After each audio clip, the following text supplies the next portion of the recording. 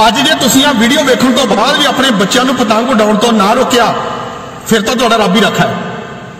ਅੱਜ ਮਿਤੀ ਹੈ 6/1/2022। ਅੱਜ ਡਿਸਟ੍ਰਿਕਟ ਗੁਰਦਾਸਪੁਰ ਘਮਾਣਾ ਦੇ ਵਿੱਚ ਇੱਕ 16 ਸਾਲ ਦਾ ਮੁੰਡਾ ਪਤੰਗ ਉਡਾਉਂਦਾ ਕੋਠੇ ਤੋਂ ਡਿੱਗ ਗਿਆ, ਕੱਲਾ ਕੱਲਾ ਮਾਂ ਪਿਓ ਦਾ ਬੱਚਾ, ਤੇ ਸਿਰ ਦੇ ਵਿੱਚ ਲੱਗੀ ਸੱਟ ਤੇ ਮੌਤ ਦੇ ਮੂੰਹ ਵਿੱਚ ਚਲਾ ਗਿਆ। ਪਤਾ ਨਹੀਂ ਕਿੰਨੇ ਘਰਾਂ ਦੇ ਵਿੱਚ ਆ ਬਸੰਤ ਪੰਚਮੀ ਤੱਕ ਜਿਹੜੇ ਆ ਉਹ 70 ਵੇਚ ਜਾਣੇ ਆ ਸਿਰਫ ਤੇ ਸਿਰਫ ਪਤੰਗਬਾਜ਼ੀ ਦੀ ਵਜ੍ਹਾ ਦੇ ਨਾਲ, ਤੁਹਾਡੀ ਡੋਰ ਦੀ ਵਜ੍ਹਾ ਦੇ ਨਾਲ, ਇਹ ਚਾਈਨਾ ਡੋਰ ਦੀ ਵਜ੍ਹਾ ਦੇ ਨਾਲ। ਪਤਾ ਹੀ ਨਹੀਂ ਕਿੰਨੇ ਘਰਾਂ ਦੇ ਵਿੱਚ ਖੂਨ ਦੀਆਂ ਤਧੀਰੀਆਂ ਵਗਣੀਆਂ ਔਰ ਕਿੰਨੇ ਲੋਕਾਂ ਨੇ ਜ਼ਖਮੀ ਹੋ ਕੇ ਸੜਕਾਂ ਤੇ ਡਿੱਗਣਾ ਔਰ ਕਿੰਨੇ ਪੰਛੀਆਂ ਨੇ ਜ਼ਖਮੀ ਹੋਣਾ, ਕਿੰਨੇ ਜਾਨਵਰਾਂ ਨੇ ਫੱਟੜ ਹੋਣਾ।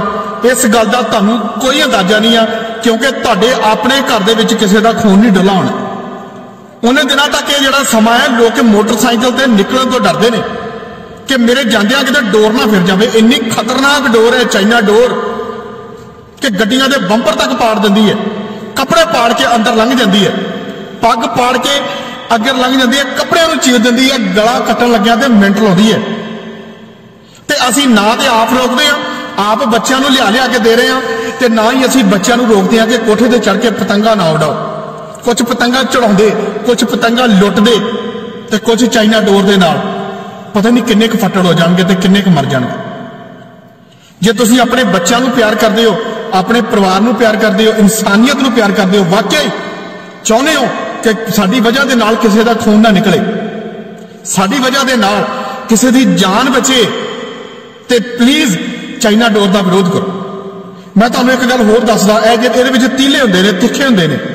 ਮੇਰਾ ਇੱਕ ਦੋਸਤ ਹੈ ਫਰੀਦਕੋਟ ਤੋਂ, ਅਮਨਦੀਪ, ਉਹਨੇ ਮੈਨੂੰ ਗੱਲ ਸੁਣਾਈ ਸੀ, ਮੈਨੂੰ ਉਹ ਵੀ ਯਾਦ ਆ ਗਈ, ਉਹ ਵੀ ਤੁਹਾਨੂੰ ਮੈਂ ਦੱਸ ਦਿੰਦਾ।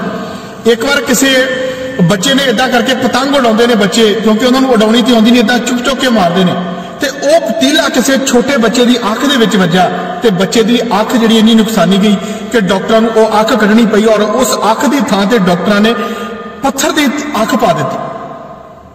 ਪਰ ਤੁਹਾਨੂੰ ਕੀ ਲੱਗਿਆ? ਤੁਹਾਨੂੰ ਤਾਂ ਸਿਰਫ ਇੱਕ ਕਹਾਣੀ ਲੱਗਣੀ ਹੈ, ਕਿਉਂਕਿ ਜਿੰਨੀ ਦੇਰ ਤੱਕ ਤੁਹਾਡੀ ਬੱਚੇ ਦੀ ਅੱਖ ਨਿਕਲ ਕੇ ਬਾਹਰ ਨਹੀਂ ਨਾ ਆਉਂਦੀ ਪਟਕ ਕਰਕੇ, ਉਨੀ ਦੇਰ ਤੱਕ ਤੁਹਾਨੂੰ ਸਮਝ ਨਹੀਂ ਆਉਣੀ। ਤੇ ਜਿੱਦਾਂ ਤੁਹਾਡੇ ਨਾਲ ਇਹ ਹੋਇਆ, ਤੁਸੀਂ ਵੀ ਮੇਰੇ ਵਾਂਗ ਦੁਹਾਈਆਂ ਦੋਗੇ ਤੇ ਲੋਕਾਂ ਨੂੰ ਸਮਝਾਉਂਦੇ ਫਿਰੋਗੇ ਕਿ ਇਹ ਕੰਮ ਨਾ ਕਰਿਓ।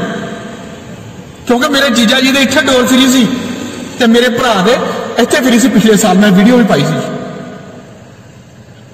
ਤੁਹਾਨੂੰ ਇਸ ਦਾ ਕੋਈ ਅੰਦਾਜ਼ਾ ਨਹੀਂ ਆ ਇਹਦੇ ਨਾਲ ਕਿੰਨਾ ਨੁਕਸਾਨ ਹੁੰਦਾ ਹੈ। ਮੈਂ ਤੁਹਾਡੇ ਅੱਗੇ ਹੱਥ ਜੋੜ ਕੇ ਬੇਨਤੀ ਕਰਦਾ, ਭਰਾ ਤੁਹਾਡੇ ਪੈਰੀ ਪੈ ਜਾਣਾ ਕਹੋ ਤੇ ਇਹ ਪਤੰਗਬਾਜ਼ੀ ਬਹੁਤ ਖਤਰਨਾਕ ਹੈ।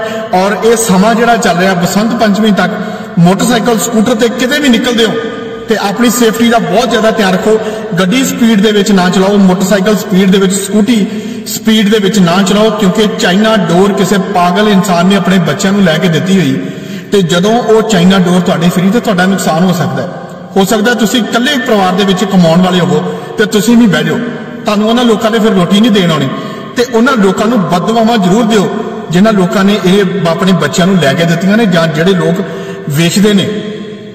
ਅੱਜ ਮੈਂ ਬਹੁਤ ਦੁਖੀ ਹਿਰਦੇ ਦੇ ਨਾਲ ਇਹ ਪੋਸਟ ਪਾ ਰਿਹਾ, ਮੈਂ ਲਿਖ ਕੇ ਵੀ ਪਾ ਸਕਦਾ ਪਰ ਲਿਖ ਕੇ ਜ਼ਿਆਦਾ ਲੋਕ ਸੁਣਦੇ ਨਹੀਂ, ਇਸ ਕਰਕੇ ਮੈਂ ਇਹ ਵਧੀਆ ਤਰੀਕਾ ਸਮਝਦਾ ਕਿ ਬੋਲ ਕੇ ਲੋਕਾਂ ਨੂੰ ਦੱਸਿਆ ਜਾਵੇ।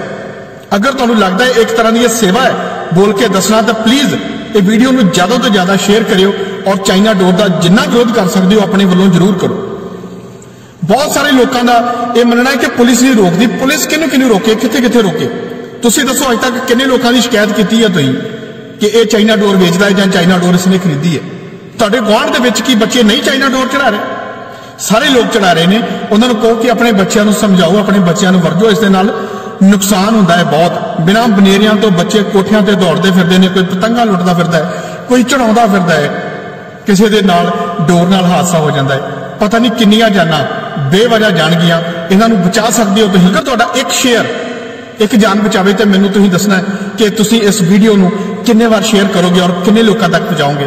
ਘੱਟੋ ਘੱਟ ਆਪਣੇ ਰਿਸ਼ਤੇਦਾਰਾਂ, ਭੈਣ ਭਰਾਵਾਂ ਤੱਕ ਤੇ ਸੱਜਣ ਬੇਲੀਆਂ ਤੱਕ ਜਿਨ੍ਹਾਂ ਨੂੰ ਤੁਸੀਂ ਪਿਆਰ ਕਰਦੇ ਹੋ, ਪਲੀਜ਼ ਉਹਨਾਂ ਤੱਕ ਇਹ ਵੀਡੀਓ ਜ਼ਰੂਰ ਪਹੁੰਚਾ ਦਿਓ। ਅੱਜ ਬਹੁਤ ਵੱਡਾ ਹਾਦਸਾ ਹੋਇਆ ਹੈ, ਦੇਖ ਕੇ ਤੇ ਆਤਮਾ ਝੰਜੋੜੀ ਗਈ, ਰੂਹ ਝੰਜੋੜੀ ਗਈ। ਇੱਕ ਵਾਰ ਇੱਕ 16 ਸਾਲ ਦਾ ਬੱਚਾ, ਕੱਲਾ ਬੱਚਾ, ਤੇ ਉਹ ਮੌਤ ਦੇ ਮੂੰਹ ਵਿੱਚ ਚਲਾ ਗਿਆ। ਤੁਹਾਡੇ ਬੱਚੇ ਵੀ ਮੌਤ ਦੇ ਮੂੰਹ ਵਿੱਚ ਜਾ ਸਕਦੇ ਨੇ ਜੇ ਸਮੇਂ ਤੋਂ ਪਹਿਲਾਂ ਤੁਸੀਂ ਜਾਗਰੂਕ ਨਾ ਹੋਏ। ਮੈਂ ਤੁਹਾਡਾ ਦੋਸਤ ਸਤਿੰਦਰ ਗਿੱਲ, ਪੰਜਾਬ ਪੁਲਿਸ ਮਿਸ਼ਨ ਜਾਗਰੂਕਤਾ। ਜਿਉਂਦੇ ਰਹੋ, ਰੱਬ ਰਾਖਾ, ਆਪਣਾ ਖਿਆਲ ਰੱਖਿਓ, ਤਿਉਹਾਰ ਮਨਾਓ, ਖੁਸ਼ੀਆਂ ਮਨਾਓ, ਪਰ ਸਾਵਧਾਨੀ ਸਭ ਤੋਂ ਪਹਿਲਾਂ।